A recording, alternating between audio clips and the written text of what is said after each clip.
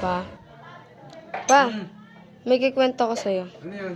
Kasi di ba nagkwentuhan kami ng mga classmate ko kahapon. Oo.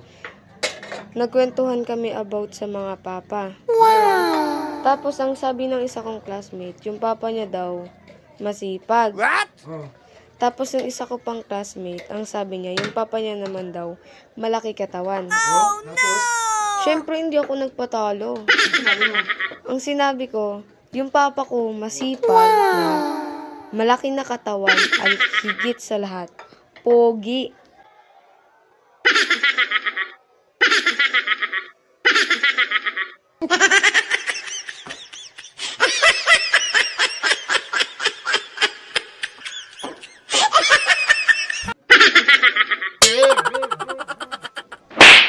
Meron pa bang mga hugasin dyan? Meron. Sumira ko.